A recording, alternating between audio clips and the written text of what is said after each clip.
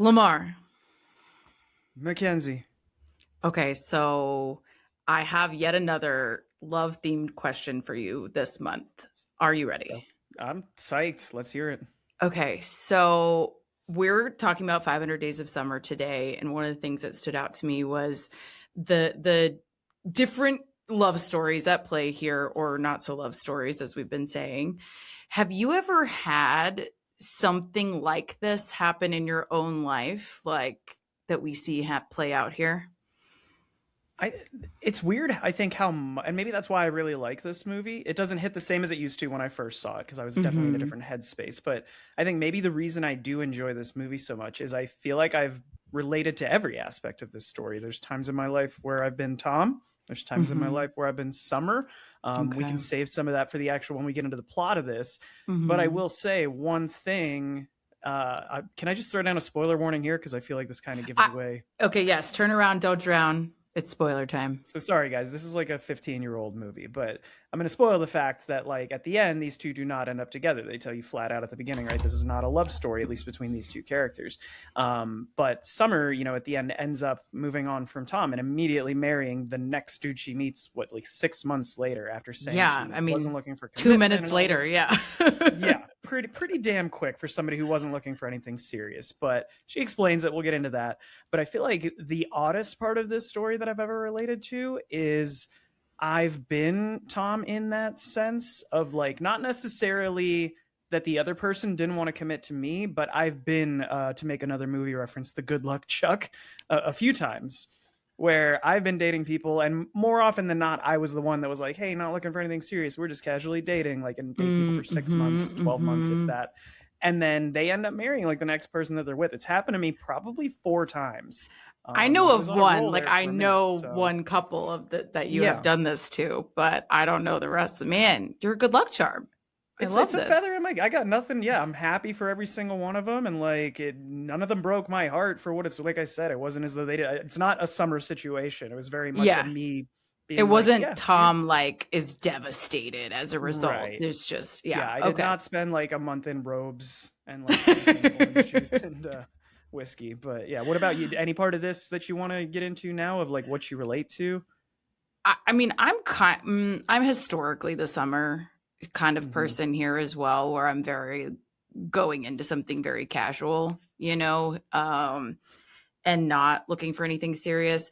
I think I think I did the summer thing, not the getting married part, but I did the summer thing to a guy where I was like, I'm very not interested in anything serious. And then I met my now ex very shortly after that, but we were together for like 4 years. And so I was like, bye. I think we'll get into it. That's kind of, I think, the point of this is like, don't be so strict in your principles of when it comes to love, like these really like spacey, like weird concepts of things like Mhm. love. You don't have to have a concrete belief system around it. You could be flexible as time goes on. Change your opinions. I don't know. And I mean, I think we see some devastation here, which makes this one hard, but it's not always like that either, right? It's like, Right. you're just not my person, it's not the right one. So, all right, well, let's get into it.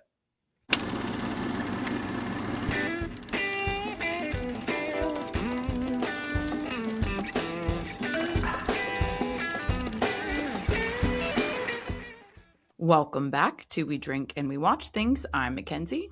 I'm Lemar. And we are continuing with Love Stinks Month. We are talking about one that we've referenced a lot here on the pod, and Lamar's been wanting to do 500 Days of Summer. Let's go. We tend not to repeat a ton of our. I know we do some themes. We've done Fan Jan a lot. We've done Oscar Month a couple times, but like Mm-hmm. we try to avoid repeating all the same themes. But this one is really fun to do every It year. is Like kind of doing fun. sort of like Yeah. breakout or like anti rom-com movies is actually a good time. It's like cathartic. Oh yeah, I think it's turned out to be a fun experience. We were banding about a lot of ideas and I was like, I don't know. I feel still like we got a lot of these we could cover. There's Yeah. still quite Yeah. a few. So all right. Well, with that in mind, what did you make us to drink for this one? Yeah, so I made one. We took a spin off of a recipe I found online, changed the proportions a little bit, but we're going to do 2 ounces of Roku gin, and that's a Japanese gin. It's important you get that one because it has more of like a florally to it as opposed to a regular gin, so that's what makes this special. An ounce of limoncello, half an ounce of lemon juice, 0.25 ounces of simple syrup, and a sugar rim. You're going to shake that and strain it. And what I like about it is like we're intentionally not putting a ton of simple syrup in here because it's already got limoncello. So I do feel like the sugar rim, I like having that because then you're getting a bit of the sweetener in a more on the rim fashion. So anyway, we are calling this, pun intended, sweet disposition because it is a very sugary, sweet, very Lemar drink. I told Mackenzie. We're calling this sweet disposition very intentionally because it's a very sweet drink. It reminds me of kind of what I would imagine Summer's personality kind of tastes like. Not to be a weirdo, like that sounds weird, but whatever. But we also get that needle drop halfway into the movie of sweet disposition on the soundtrack. So movie goes hard on the soundtrack. Okay, it does. It is a solid soundtrack. All right, cheers. Cheers. I neglected to sugar rim or martini glass, which to be fair, I didn't know it was a martini glass, but I did umbrella. So I feel like I committed to the summer of it all, you know? Well, to be fair, she doesn't use umbrellas. We see that when she walks in the rain, you know, as a normal person would. I walk to you in the rain. That I am sorry. You know, how we do. I think we'll go like parasol. You know what I mean? Like a summery umbrella. This is a parasol situation. All right. Let's do some basics. This is a little bit older movie, but we'll fly through a few of these and then get into the good stuff. I know we already have a spoiler warning, so we might go hard in the basics. Who knows? Like we said, 500 Days of Summer. This is 2009, and it is very 2009. Like, it's just funny when we watch these movies that were like not that long ago, but like a hot second ago, and you're like, man, I remember that. So it was a fun one to watch for that reason. It's a 7.6 out of 10 on IMDb, 86% from critics, 84% from audiences. It's funny because like I feel like this was one of those that was kind of a slow burn when it came out. Like it wasn't immediately super popular, and people who saw it were kind of surprised by it. I remember because again, it's not really a love story. So I was a little surprised revisiting the ratings, but I mean, I feel like it matches. I was just surprised because I feel like at the time it wasn't super popular. Yeah, like I said earlier, I don't think this is it's not a one that I want to rewatch over and over and over again. It's still very funny to me, but I definitely appreciated it a lot more the first 2 or 3 times I saw it. But I think what you said, the tropes that this kind of goes against, and it breaks some of the rules of rom-coms and kind of tells you up front that it's going to do that. And it also is kind of dissecting, we've mentioned this multiple times on the podcast, but like that manic pixie dream girl persona of like, I just love her because she's really cute, essentially, and she likes the same music as me. And they kind of undo that here pretty early, so it's a little ahead of its time. So props to them. Yeah, I mean, we will definitely get into that of the like, I'm in love with her immediately because of this one thing. Anyways, all right, so pretty decently rated. Our director here is Mark Webb. He did Gifted, which I don't know if you've seen. That was actually real cute. It was a Chris Evans vehicle. And the little girl, I can't remember her name, but she did really well. But you don't like child actors, so maybe not. I don't know. maybe not Gifted for me, but do you mind if I go a little hard on Mark Webb's career really quick? I was going to bring up Spider-Man, but by all means, you can have Spider-Man. I got you got so many more. Okay, go. This dude directed, for those of you that are in our age range, every fucking music video of the early and mid 2000s. So I'm just going to name a few for you, and you guys, you know, clap when you know, hear when you know. I'm going to sip along. Go ahead. Let's see. Yellow Card, Ocean Avenue. Yeah, drink every time you like one of these videos. Daniel Powder, Bad Day. Puddle of Mud, She Hates Me. My Chemical Romance, I'm Not Okay. Weezer, Perfect Situation. I'm going to get so drunk. Fucking Fergie, London Bridge, All American Rejects, Gives You Hell. Like, this dude was just all over the fucking map, made like 50 music videos, and this is his debut film. So there you go. I cannot. That's crazy. I mean, I knew he'd done some music videos, but like listing them out like that, one, that's a lot, and two, the particular ones, that's crazy. And then he did Amazing Spider-Man as well. So that's pretty, you know, that one was the good. That was the best, the Andrew Garfield, but the first one. And that was really good. I liked that one. Did you see what he most recently did? Speaking of, no, he did the really terrible Snow White that came out last year. So wait, what was Oh, that one with the Emily in Paris girl whose name I'm Yeah, to blanking be out on right fair, I now. didn't see it, so I'm not gonna It was judge. I just terrible. heard. No, it was Okay, there terrible. we go. It was Thank you. 100% terrible. I'm sorry to say. I expected it to be better. And I'm not like anti the remakes, by the way, just I want to go on the record. I am mostly fine with the live action remakes for Disney, except the fact that they're already doing a Moana. That feels too soon. But this one was real bad. Like it was bad on Mhm. all levels. It was trying too hard at Maybe everything. they should have So just let him do what he's best at and like have some music, like some needle drops, drop an MCR song in Snow White and like some fucking puddle of mud. Somebody would have got pissed that he like Yeah. redid the Snow White wrong. I don't know. He'd be screwed either way.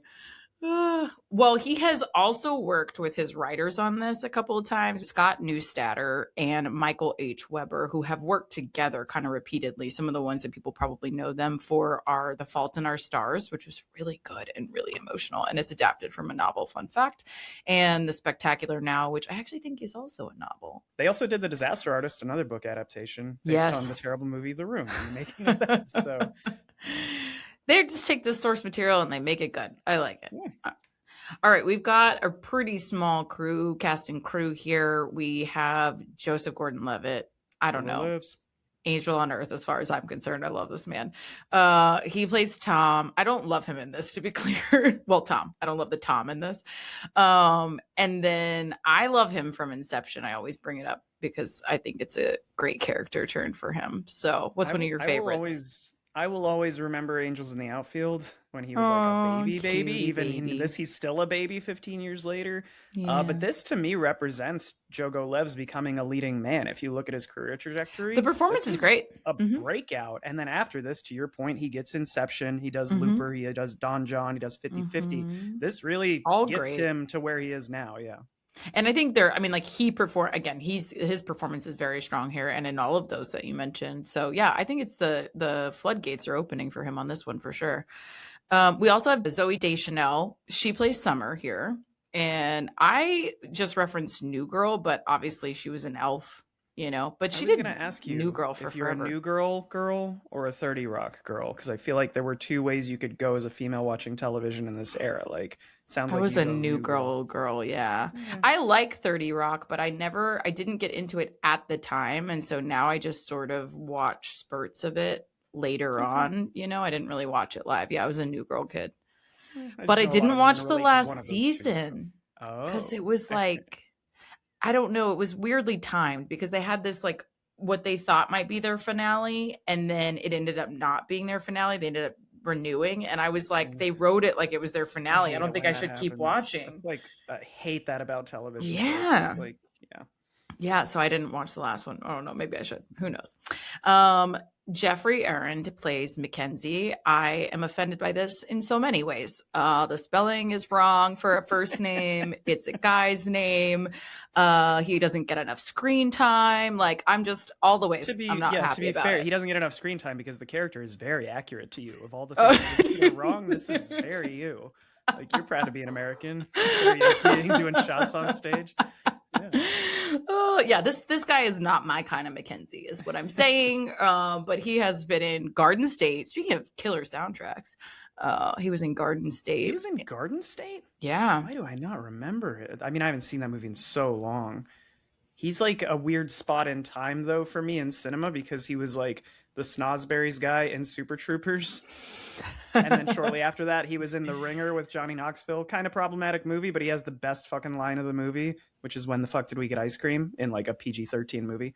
But yeah, he'll always hold a special place in my heart because of those three roles, this one included.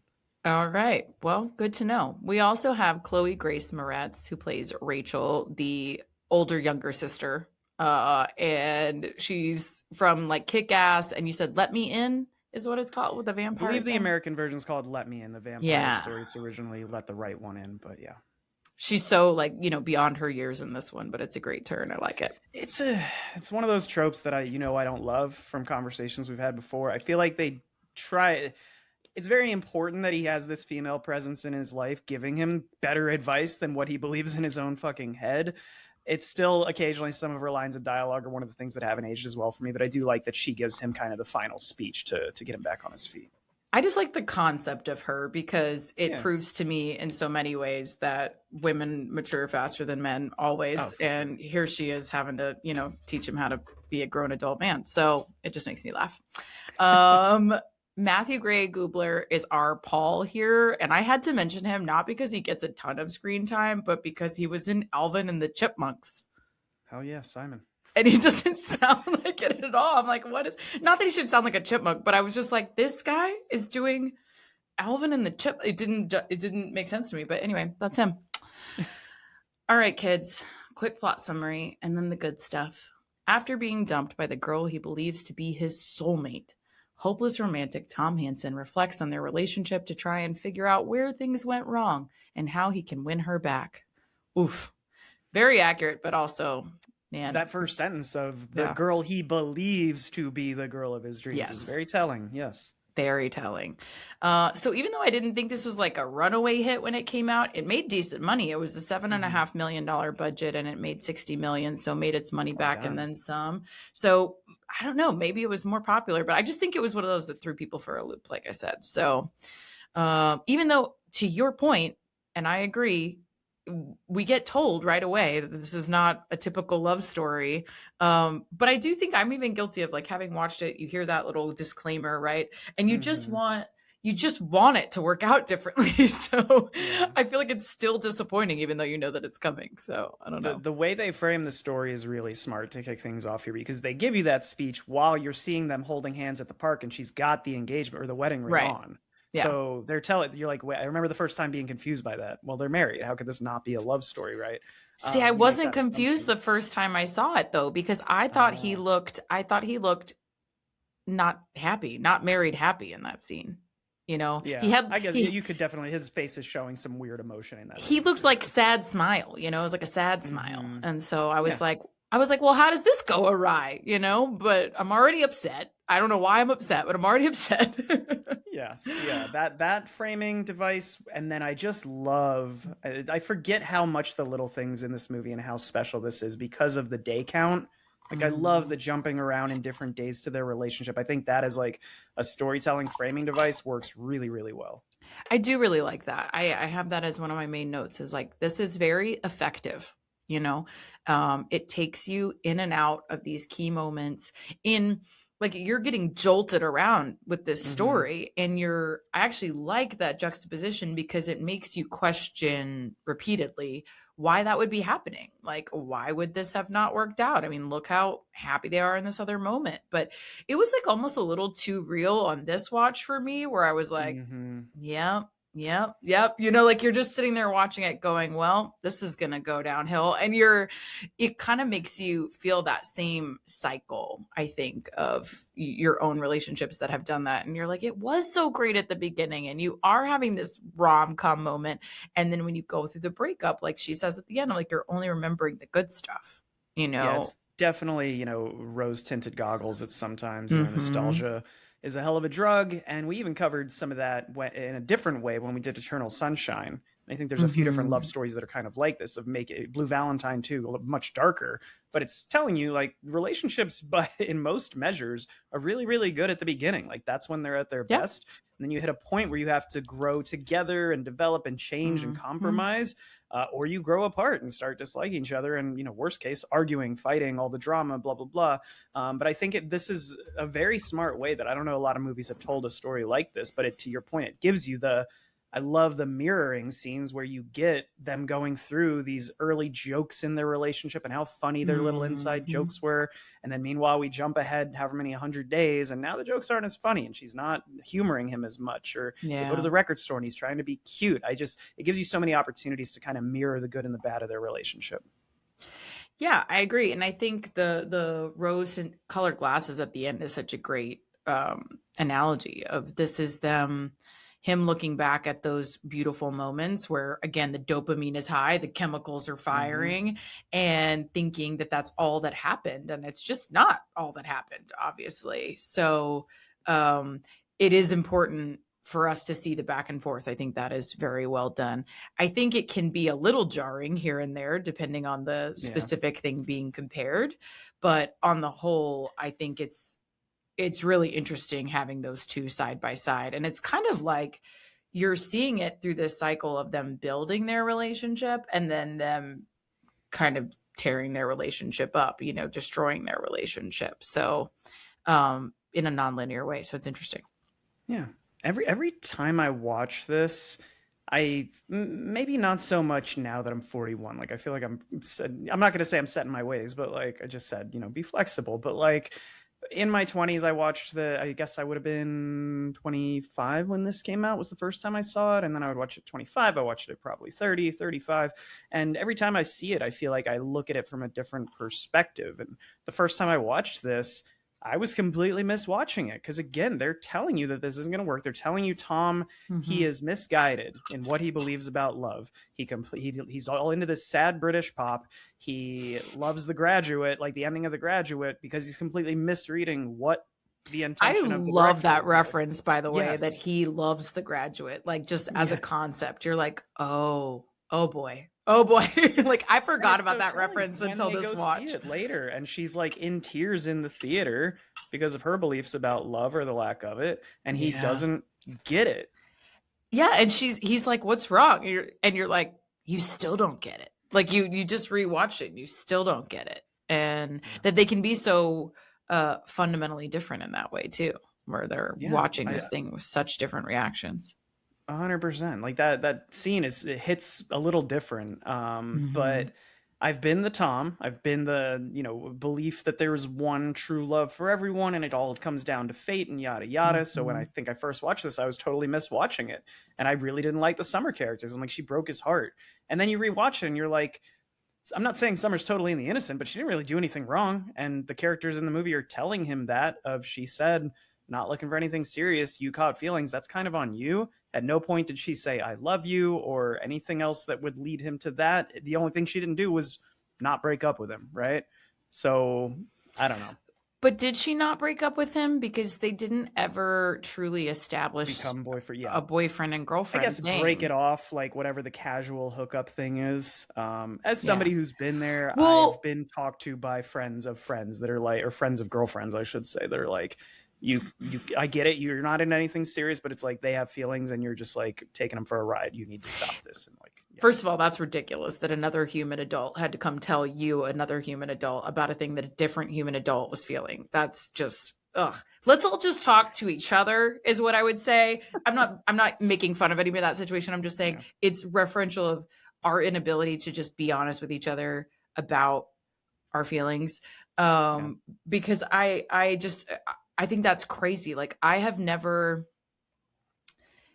we'll talk about this actually in our next episode in a little bit more detail, but like kind of the demise of the relationship that we see here, and we see it in a different Mm-hmm. way in another one that we're going to cover. But I think you have those conversations that just don't get finalized, I guess is what I would say. And so they're not, what I noted about it on this watch is that they don't really define their relationship at the beginning, and then they go kind of play house a little bit. I mean, you literally have that in IKEA where it's this like domestic Yeah, fantasy that they go live in for a day and have this, you know, whatever. I mean, we've all done that where we've like gone shopping with our new partner or whatever and had one of these kind of like montage type of days, right? And so they're doing that, but they don't really define what they are. And so then I think to your point, then she can't end it either. And I think the reason she doesn't, and I do think that she should if she doesn't want that, don't get me wrong. But I think the reason she does it is like she's still having a good time. Like yeah. right, wrong, whatever. She's still having a Yes, good time with this guy. She doesn't want to, you know, she wants to kind of have her fun and not have to worry about the feelings. And to your point, yeah, there's a boundary of when I see that you are in love with me, I have to shut this down, you know, and yeah, she doesn't take that on. But he's also, I think, being given all the signals that she's not in love with him and he's just not seeing them. 100%. He's just holding out hope because he's quote unquote in love with her or whatever. Yeah. Mm-hmm.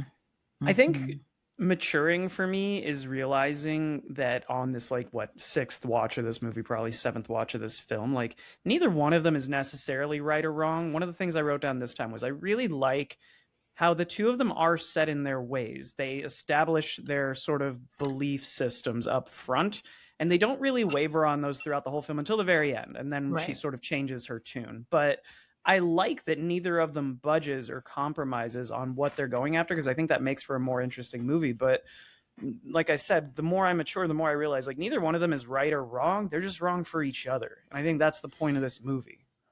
Yeah, I think that's a big part of the point, right? Of like, to your point, they aren't changing who they are, but they're also unwilling to see that then means that they're incompatible, Right. you know? And I think you get this kind of unreliable narrator's perspective of Tom telling you like how all this went down. So you can actually even only trust his perspective so much, right? Of his interpretations of the way she behaved. Like, did she even act that in love with him? Which again, she's Mm-hmm. playing into the IKEA thing and these like again rom-com montage moments, and they're having these cutesy conversations in bed and blah blah blah blah blah. But again, that's all from Tom's perspective. So was she that leaned in? What were some of those romantic moments even happening in that way? I think that's something that is fun, an interesting way to watch it to me, of like how much of this should we trust because it's all from his perspective, you know? Episodes from our like last few weeks are blending together for me, but I feel like we had the discussion of like love kind of being a spectrum of how much you love different Yeah. people, whether it be relationships Mm-hmm. or friends and whatnot.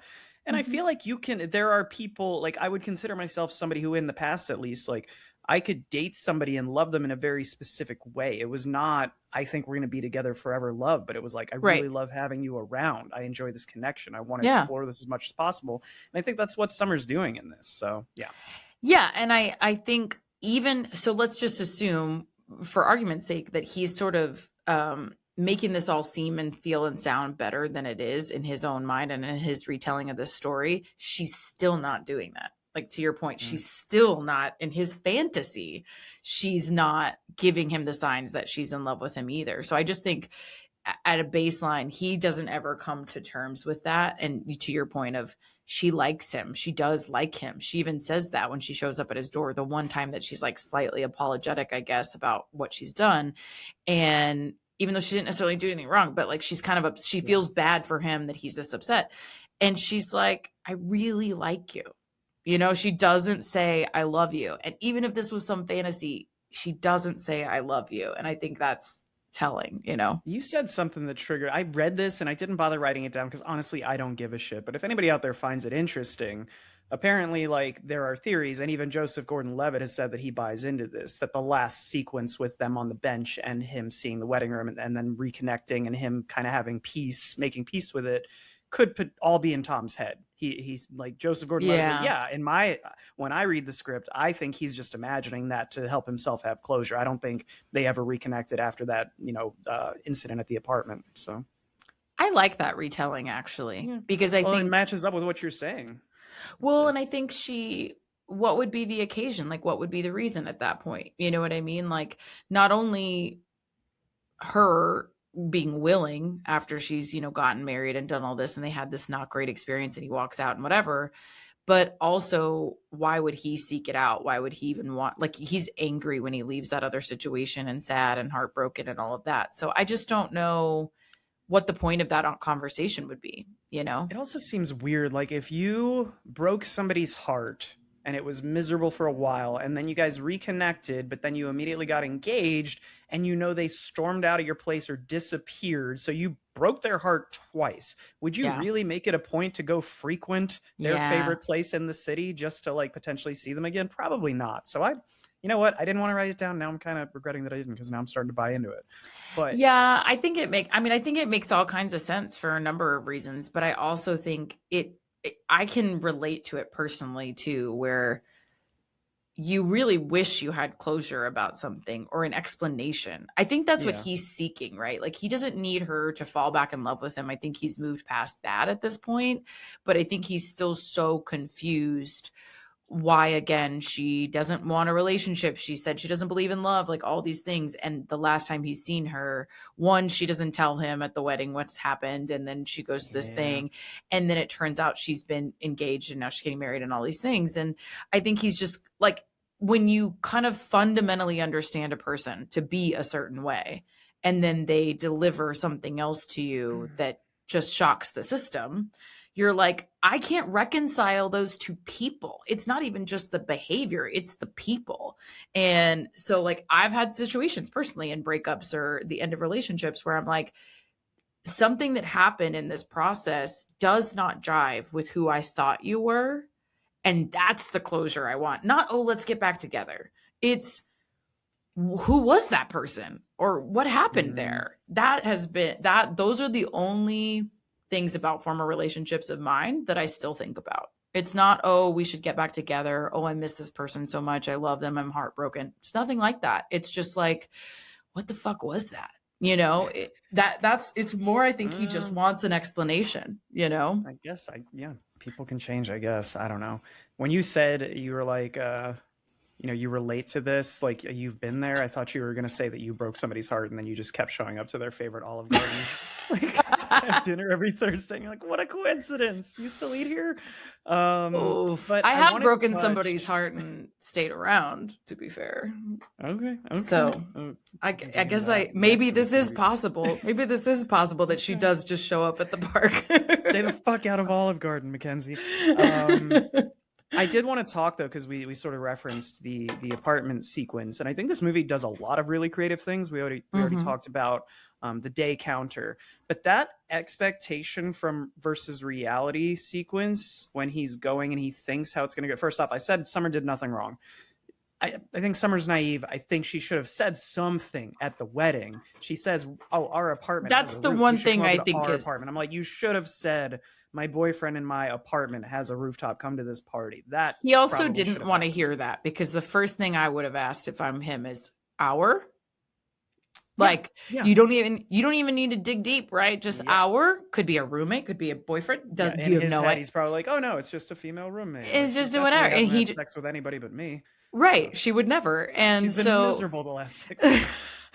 So I do think he could have asked, and he doesn't want to hear it, but I agree. I think that was her moment. I think that's the fairest call out of all the things that about Summer, is that she should have said, my boyfriend and I, my partner and I, whatever. 100%. And so it's misleading to invite him without telling him that. 1,000%. That's what gets us to this sequence. And I have that scene. I feel like the first time I watched that, I actually cried. Like, and granted, I'm 25, but like, I don't know if you relate to that scene so hard, but when you go into a date as a young person and you have expectations for where it's going to go, or it's somebody that you've had feelings for a long time, and you get there and it just does not align with what you thought, and it becomes very clear that this person does not feel the way about you that you do about them. Like, that one just rocks me. It is brutal to watch every single time, and the way it's shot in, like, the way break up the order so that you can see, you can follow the story across both screens and see, like, this is what he thought, this is what actually ended up happening. It's really well done. It's very well shot. It's very well done. I think my favorite part about it is that he's saying, again, as the unreliable narrator, I have no expectations going in, right? I'm just going to go see what happens, and I'm going to be very casual about it.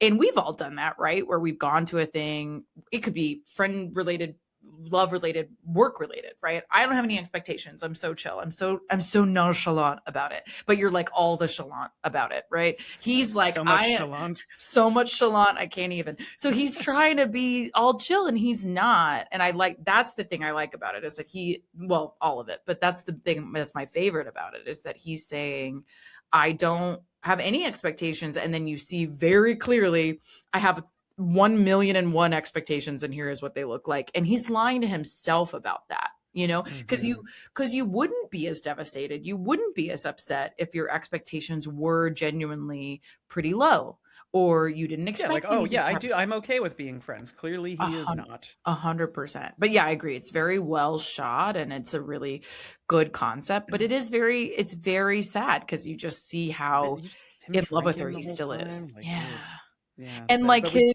like self-deprecating humor about his job, and you're like, and it's supposed to be funny, but it like hurts. You cut to her face, and she's like disappointed at him, like, you could be doing so much more. And that's probably part of the reason she doesn't like him. He has no ambition at that point. So, well, I also think you see when I forget, because of the non-linear story, I forget where it lands, but when they show you like we were saying, the demise of the relationship and all the things he kind of wasn't noticing. I think that's another moment of truth, right? About Yeah. what her feelings are about him. And when they go back finally and think about these other moments, like in the record store, you know, the tracks list that I gave you, it was song number one. And she's like, oh yeah. To me, that cut deep. That Yeah. cut deep. Yeah. I was I like, girl, made a thing for you and you I was didn't like, even bother to girl, that is listen. fucked. Like that is track one. I am Because like your love language is gift giving. I know that. my So love like, language is gift giving yep. and mixes in particular. Like I used to love making people song lists and mixes. And if I had made you a mix CD at this time and you did not listen to it, the way I would be so heartbroken. Like I'm upset right now. Like I don't, this is, I just can't believe that she did that. So like You know that's, what? I changed my mind. Summer is wrong. Going back. How could I'm she? realizing now how much she sucks, actually, as we're talking about this. Yeah, I just think she's telling us in all these subtle ways, and you just, yeah, you don't find that out until much later. But it's like, damn, girl, harsh. Yeah. The last, I think there's a few cool sequences because that scene leads to the shot of him on the street running down the street and the Mm-hmm. buildings getting drawn into like pencil sketches and then faded, like getting erased. I think that one's really creative. They Yeah. throw in the weird thing about almost like the French movie, the French film that's subtitled. I think that's kind of funny. Mm-hmm. Again, it's not hitting as hard the seventh time I've watched this, but still funny. And then the sequence where they have almost like the fake documentary where all the characters in the film are giving their feelings about love. I think that's super Mm, heartfelt, and it's interesting to yeah. hear it from other people's perspectives that aren't our two main characters. Yeah, I didn't like the French thingy. That didn't land as much for me this time. I I was feel like, like that's a that's a little product of its weaker. time. I feel like in Yeah, 2008 that was pretty funny, or 2009, like let's make fun of right. French cinema. Nowadays it's like, Let's not. It's so good. Although I can name a couple that I hated, but generally it's so good. But yeah, I think it is a product of its time. I think is totally fair. And I think it's interesting too to see kind of like the her story evolve into her what she believes about fate. That was really mhm. interesting to me because you know, in this quote closure conversation that may or may not have happened, you know, he's just basically like, well, I guess, you know, like I guess soulmates aren't real. And I guess, you know, he's all bitter at this point and telling her, you were right. You know, there's no such thing as soulmates. There's no such thing as fate, da, da, da. And for her to like pitch back to him that it might be, I had mixed feelings about that on this watch. I was curious what yours were. I was very like, this is kind of, if it is a real conversation, it's kind of especially cruel, I think, in some ways, to Yeah. be like, I do believe in fate, actually. It just, you weren't my fate. You know, it feels like a real salt in the wound kind of thing to me. It is. I'm finding myself now like hoping that that sequence is just Tom coping and that he's not actually having a conversation because to your point, that is a pretty brutal reality Right? check. Kind of harsh. But I think that if it is real, it is her trying to console him of like, you believed in this thing, you kept trying to convince me of this. And unfortunately, she has to say it in this fucked up way of like, I knew with him what I was never sure about with you. Like, it just, I knew, Yeah. like, I had this feeling. So I'm fine with that.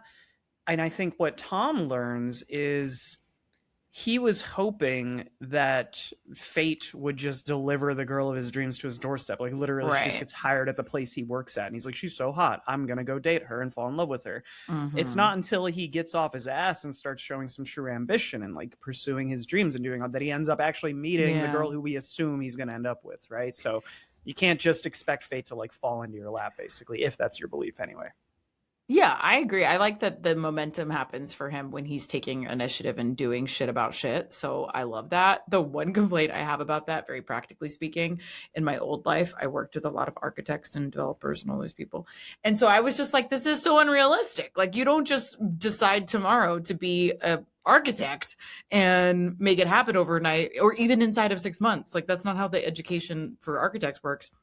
Well, It I thought was he hadn't he already gone to school and but stuff it and sounded studied like it, he but he didn't didn't But it pursue sounded it. like he didn't pursue it or didn't finish it. And you still have to have Okay. licensure and like continuing education and all these things. Like you don't just, you You can't just be needed this like, to be like 780 days of summer. You were I like, I did. need him to I go to need him to school finish for all these school and get his, you know, architect. Like I just need whatever. It was very, I was practically distracted about him becoming an architect. But I Fair. did like that he, yes, was taking initiative and finally like making shit happen for himself. I did like that.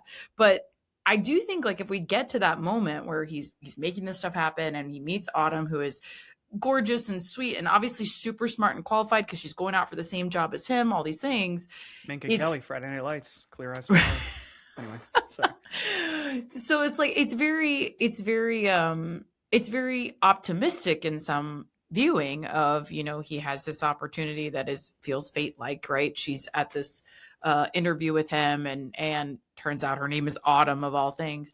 But I thought that's like so heavy on the nose. Like it's a lot Oh on no, it's rewatch. dumb cute. It is stupid cute. He even looks at the camera. Like we know, I we do get like it, the dude. It's breaking the clever, fourth but wall, like, yeah. looking at the camera moment where I'm like, good for you on owning that because that's ridiculous.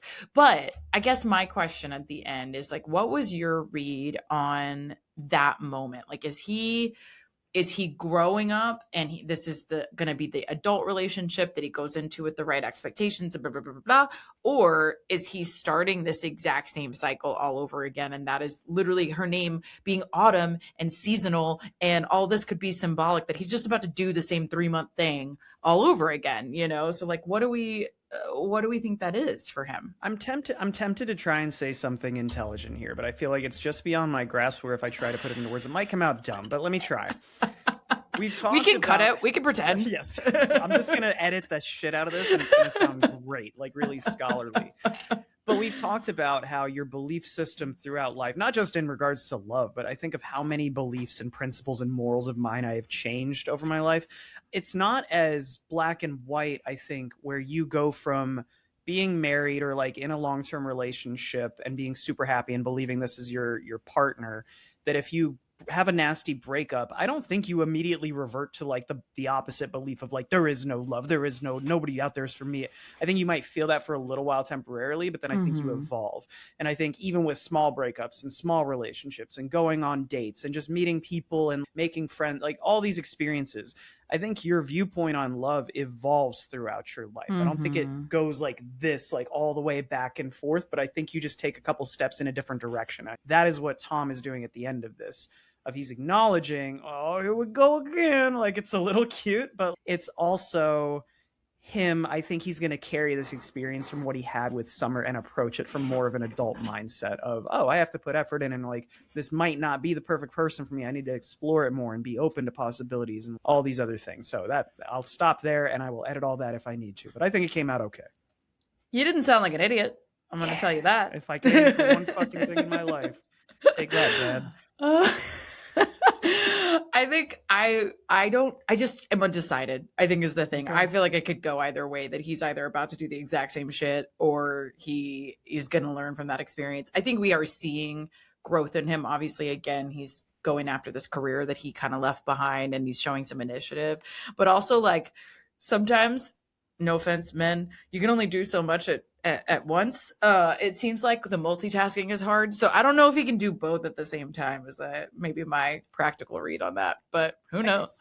I'm in agreement with you on a couple of those pieces. I would also say there's probably a reason the writer has, Summer be, again, if it's in Tom's head, this is debunked. But if Summer's literally telling him, you were right, love exists, you will find this person, it might be a random happenstance. That's probably what we're supposed to assume at the end, but it's interpretable for sure. I also think he's like healthily skeptical at this moment. He's not 100% sure if fate is real. You see him being, because he walks off, right? And he's like, maybe not going to ask her. And then he's like, fuck it, why not? Because maybe fate is real and I'm just going to double check. And so I do like that moment where he's like, I mean, why not? Let me just try. Right. I the last thing that I had on my list, just because we've been going really hard on sort of the philosophy of this film and the love story of it all, which I think is the most compelling part. I did just want to touch really briefly on how fucking funny this movie is. Again, like the first time I saw it, I was laughing out loud in the theater. This time, not as much, but still some chuckles, and there's still some very funny parts. But I just think this film has the whole dreams come true sequence, like the dance sequence after having sex, I think is brilliant. That's what's going on in every guy's head afterward. It's just we don't get to actually go out and act it out and put it to film. It's so funny you say that because I literally have it in my notes of, hey, is this how this felt for you? Like after this happened for the first time, did you go have a musical number? Every time. Oh, I do love that. It is so cheesy and clever. And I didn't think it was like LOL for me the whole time, but I do think there are definitely some chuckles and some laughs. And um I just thought that there was one in particular that was funny but also pissed me off. That was the Which one? why do pretty girls think they can treat men like crap? And it was like centuries of reinforcement. And I was like, well, this whole interaction is kind of funny, but the one criticism I will give this movie is that it is very 2009. Like, it's very centered in the male gaze on the whole. Yeah. And when they are like peppering her with questions, she can only be single because she's a lesbian, not because she couldn't find a man that she's not interested in, or that she could be treating men like crap because of a self-defense mechanism, because every man she interacts with is a fucking threat to her or terrible to her. And so there's some of that that doesn't, it's still kind of funny. It's like a chuckle, Well, but he you does follow it the like, holy shit, you're a dude. I like that line, but again, it's leaning yeah. into like what are the stereotypes of how men and women approach relationships, This right? to me is very much rooted in that period of the Yeah. trope that we've talked about before of the manic pixie dream girl, this like fantasy girl, or the cool girl trope. She's not doing the cool girl trope here, but like one of those that are again all centered around a male perception of her. And that's my one criticism that I think is fair and holds up now, is that while this is funny and it's a unique story and it's well shot and it's well acted, it is still like a product of the male gaze a little bit. It's a product of that. There's at least one other line that not a great line of like, oh, he's talking about emotions. Got to make something homophobic here. Don't love that going through. Like, it's Mm-hmm. the dumbest character in the movie Her that sis, says it. his sister telling him to stop being a pussy. Like, really? Like, this is a child telling her older It's brother to very not be a pussy. 2009. Yeah, super Yeah, 2009. yeah. But the one line that does make me laugh out loud every single fucking time is when he's complaining to I forget the character's name, but the redhead girl that he goes on the date with, the blind date. And he Oh, just tells that her straight up, poor this is going girl. nowhere because I love summer still. But when they're having pancakes or whatever, and he's talking and he's like, I loved this girl, and then she took a shit on my face, literally. And the girl goes, literally? He's like, Literally? no, not literally. What It's what the disgusting. hell's wrong with you? What's wrong with you? Like, just the disgust in his face because he's shitty at grammar and he doesn't understand that. I was gonna say, do you know what brilliant. literally means, my guy? Yeah. Yeah. No, I just could not believe she was still on that date. Like, she hung Maybe it was like a in morbid so curiosity hard. kind of thing. Maybe. I love when she exits while he's on stage, because I was like, girl, yeah, get out of there. Also, buy yourself another round on his tab and get the fuck out. Like, Facts. it was so bad. But and she's a stunner, right? And he's just like, I could give zero shits about this woman. So yeah, I was like, you could tell he was too far gone. But he's an interesting character to follow. Like, you really want him at the end to be better, because throughout he's not, to me, great at Yeah. all. Like, I hope he's on the upswing, but I just like that whole fight where she then comes to apologize at the apartment afterward, where he's like screaming at her, and he's I like, wrote down it's the fight because they're fighting about the fight he got into. The fight. right. But I'm also like, if you have to scream it at her, you know it's for real, because he's like, we're meant to be, and I'm like, my dude. He's like, I get an opinion too. When I say we're a couple, guys, And I say we're a couple. Janelle, the vote. I was like, the vote is 1-1. I wonder how this is gonna, if the tiebreaker happens. But I was like, that is not how this works, you man child. But anyway, it is still, yeah, those are like funny sequences, but they're also, you're annoying, but they're funny. well, funny sequences and the 2009 of it all. Do you remember the penis game?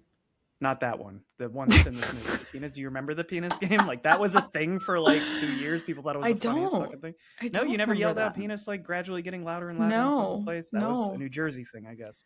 I guess so, because yeah, I've never seen. I mean, I thought it was like a silly. I was like, really? Are they doing this? So I didn't know that was like a thing. Yeah. Wow. Okay. Well, I'm so sad to have missed that era of our lives. It was tragic, I'm sure, that I didn't get to participate.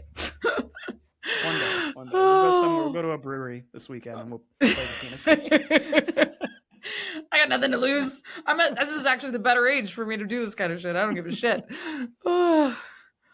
All right. So all that to say, I think this was a fun time, fun rewatch. Very different on this watch for, I think, both of us. But what's your rating right now? What's Lemar 2026 think about 500 Days of Summer. I think people who have literally listened to every episode of Oh our my God. podcast, which is disgusting, um, probably have What's the heard matter with me you? try to explain my rationale for how I rate movies, and I've probably changed my philosophy like 6 fucking times. Easily. So yeah, sometimes I say, "Oh no, I'm objective, and I'm just basing it on the merits of the film itself." And sometimes I lean into like, "Well, I really like this one, so I'm giving it a 10." And sometimes it's a child actor and he fails them all. Yeah, he drops the movie 2 whole points. But I think for this one, I'm gonna rate it based on my initial watch. Like, I don't want to rate it on my 7th watch. I just think if you've never seen this, I want to rate it high because I want you to watch it. But that doesn't mean that I love watching it now as much as I did the first, second, third time. So I'm gonna say probably first watch through, I really loved this movie. I thought it was fun. Like, I'm gonna give it like an 8.5, maybe a 9. I'm gonna go 9. Fuck it. Damn. I really enjoy this movie. I think it's just such a unique concept. Like, I'd never seen the time thing done before, and I think it makes for super interesting storytelling. I think the script is really tight. I think it goes against some of the tropes we had thought, like, tried to or gotten used to by that point. The performances are all great. Yeah, there's a lot to love here, and I know there's some problematic parts 15 years later, but I think it was a story I needed to see when I saw it, so I'm going to rate it pretty high and put on the nostalgia goggles just like Jogo lives. I don't know why we didn't get into that. Like, what was Lemar's life in 2009 when he saw this the first time? Nostalgia goggles. To a lot of the Smiths, so because they like the same music as me, I love this movie. So you were Jogo Levs, who was falling in love with the girl because she liked this one song that he liked. Yeah, can. Yeah, many a man has fallen in love with me for the same reason. I get it. It's a terrible idea, for the record. Okay. What about Let's see. Let's see. As y'all know, I'm a gut check girly. I don't really think a lot about these ratings until I have to spit them out. So I think I'd go like 6.5. Really? That's surprisingly low. I don't feel like it's low. I mean, I guess it's a little low. 7 feels too high. Like, I don't think it's incredible. I think it's a good time. I think it's well shot. It's well performed. It's an interesting concept. I just, it doesn't hit the nostalgia boxes for me. And I don't really directly, I mean, there are snippets of experiences that I can relate to for sure. But I don't have a direct correlation to this, to this story. And I don't have those like emotional ties to it, I guess.